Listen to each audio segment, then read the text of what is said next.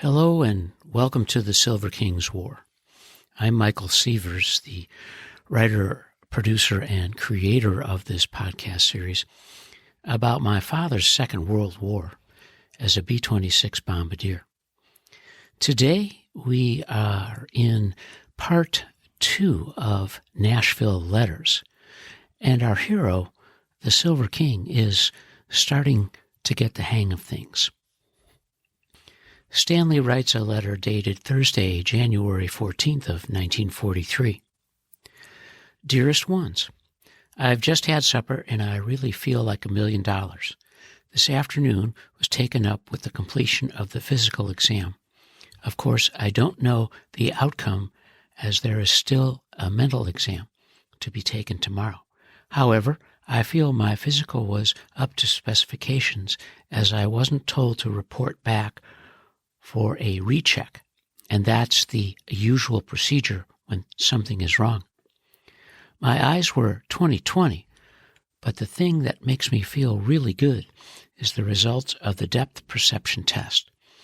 This means you must parallel 2 sticks with strings attached from a distance of 20 feet. The Air Force washes out any fellow who misses this by more than 30 centimeters. And my grade was as close as 2 centimeters. A fellow told me this is about the best that anybody can do. So you can see why I feel so good. The mental doesn't worry me as much as the physical did.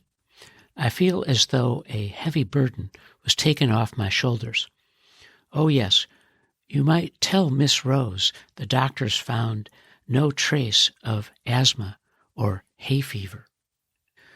I'm writing from the day room. This is sort of a lounge where the misters can play ping pong, pool, cards, listen to the radio, drink Cokes, or just read. It's really a great help as it breaks the monotony of things. At 7:30, we can go to the movies on the post. The fellows from Columbus and I are going. I sort of feel like celebrating tonight, so I'm going to treat myself by going to the movies. I still haven't received any mail from you. I guess there hasn't been enough time. It sure will be good when your letters start coming in. That's no bunk about writing to soldiers. They really do appreciate mail.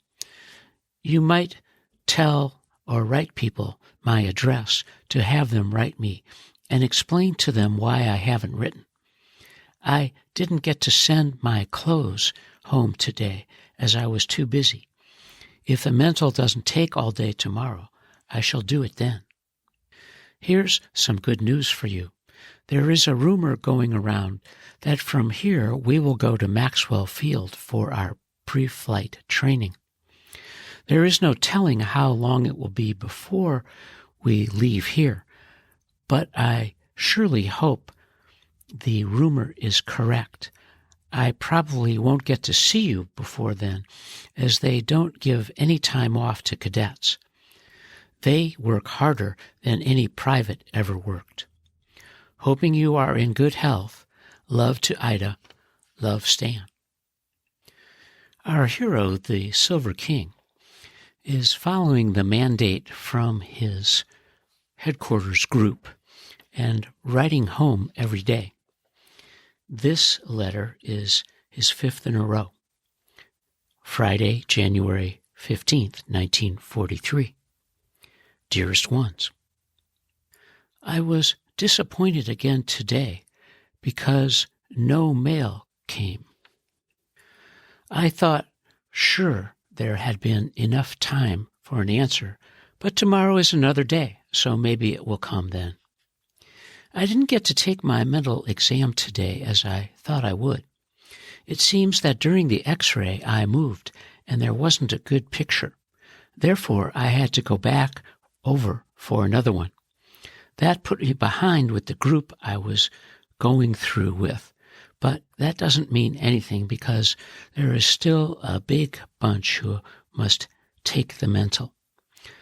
I'll go through with them tomorrow, if they take us.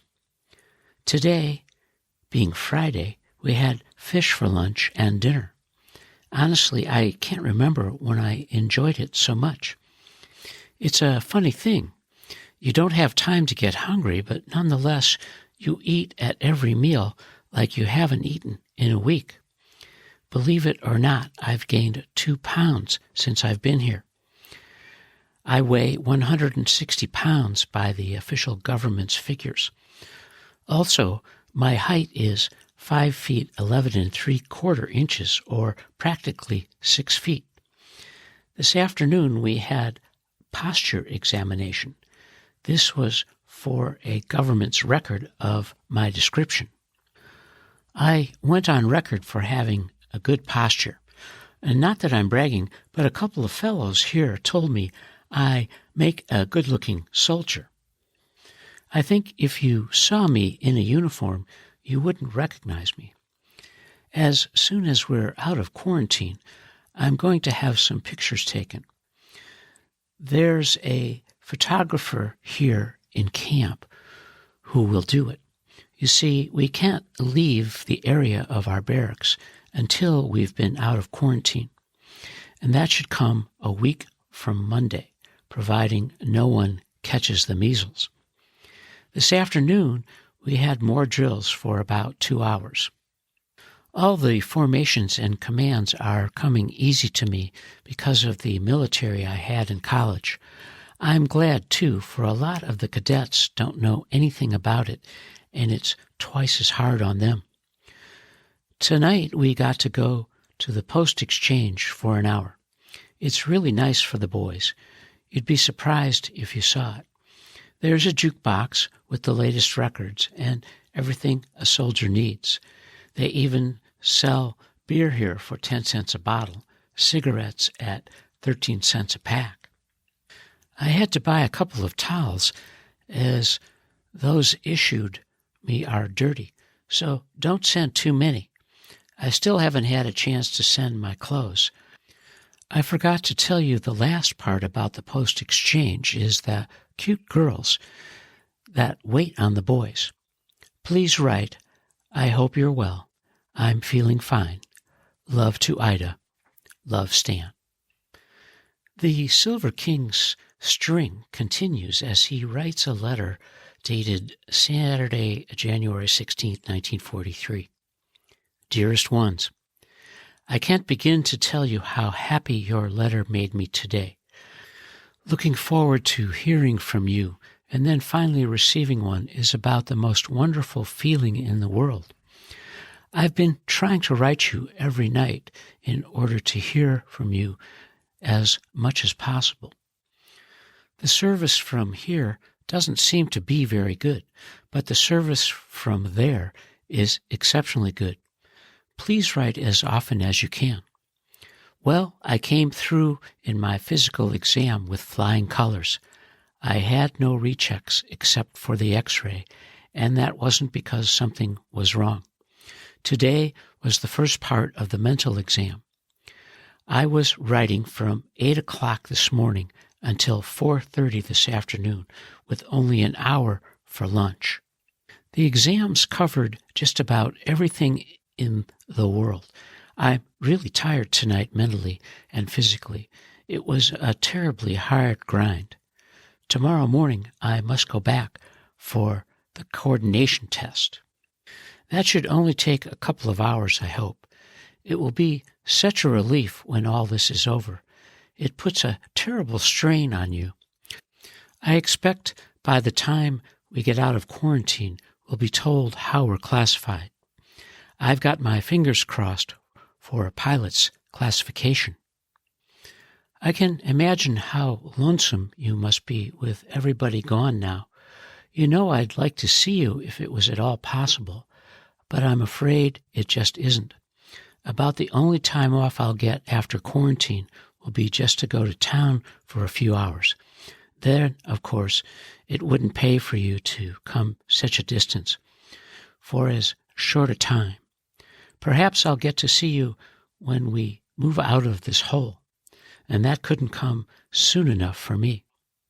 Buck privates surely couldn't have it any worse than we do. Thank goodness the worst part of our training comes at the beginning. From here on out, we'll live and be treated as officers. I'm writing from the barracks where my friends live. I didn't mean to give you the impression that I wasn't friendly with everyone. On the contrary, I'm friends with everyone, only I've picked out a few fellows whom I would like to consider closer than the others.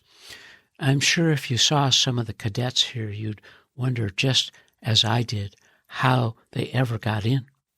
Quite a few are a long way from what you'd call clean cut.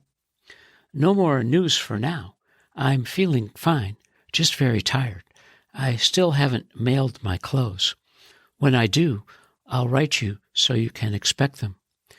Take care of yourself and keep well. Love to Ida. Love, Stan. The Silver King's streak continues on Sunday, January 17th, 1943. Dearest Ones, we have one mail call on Sunday, so I received your letters. Thanks for forwarding my mail. Special delivery wouldn't be any better than the way you're sending them now.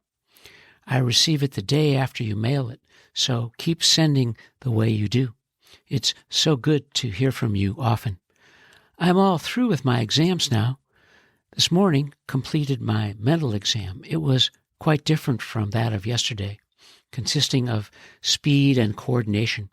It was all done on machines to determine the accurate result and was very interesting. It was more like playing games than being a test. Of course, I'll have to wait for the results of this. When I do, I'll also know how I'm classified.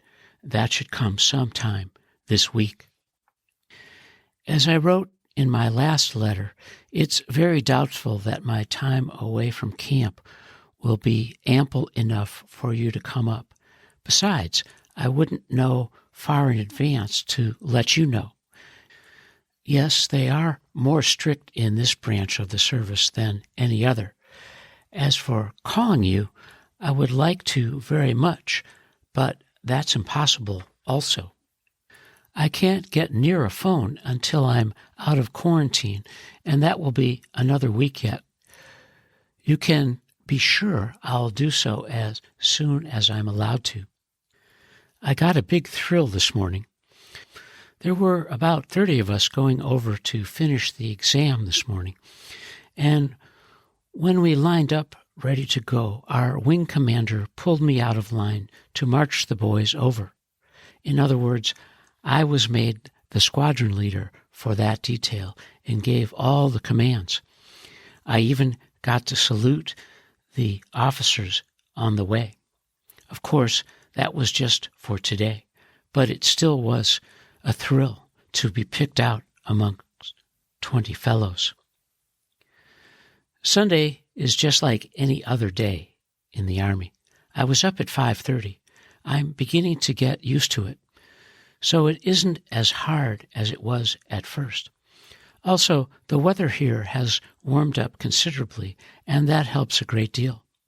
I was in the day room all afternoon, and we should be going to mess any moment now. I think I'll go to the movies tonight if there is a detail going.